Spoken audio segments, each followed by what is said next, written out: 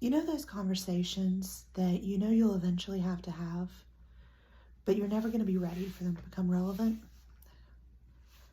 I didn't record yesterday because the subject was too heavy, and I needed some extra time to get my thoughts together. As some of you know, I did support work for a mutual aid group that played a role in the 2020 protests in Charlotte. My health didn't allow me to be out on the streets, but because I was making supply drops, packing food, etc., I knew many of the people who were, at least in passing.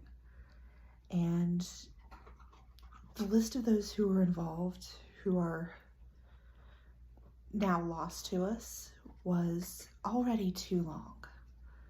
But this week we found out that 2 more had died.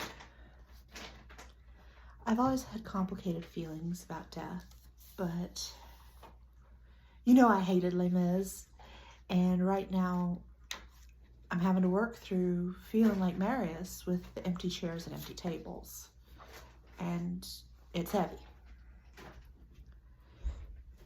Wrestling with the concept of death and trying to make sense of it isn't just part of what it means to be human.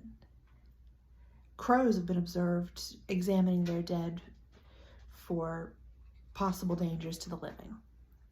But many species, dogs, giraffes, whales, zebras, most primates, have been documented exhibiting actual trauma at the loss of a group member. Elephants even place dirt over the bodies of their dead in a way that strongly resembles human funerals. Grief isn't just a part of being human, it's a part of being alive at all.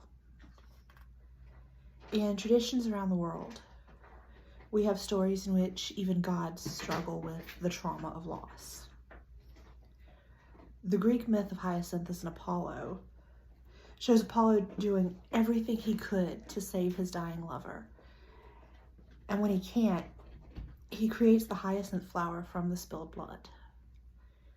The tradition of keening at funerals in Ireland is said to have originated from the anguished screams of the goddess Bridget at the death of her son.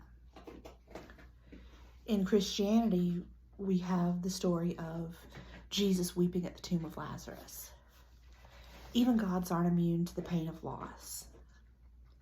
And you know, there's so many ways we've tried to make spiritual sense of it, but what I find more comforting on the subject of death is not spiritual truth, but physical scientific fact, specifically the laws of thermodynamics. Our universe is a closed system, which means that neither matter nor energy can ever be created or destroyed. It can only be changed. Every single nanojoule of energy that flowed through our lost friends still exists somewhere. Every single molecule of oxygen that passed through their lungs is still here. There will never be a world where nothing was touched by them. And I take tremendous comfort in knowing that no one is ever truly lost.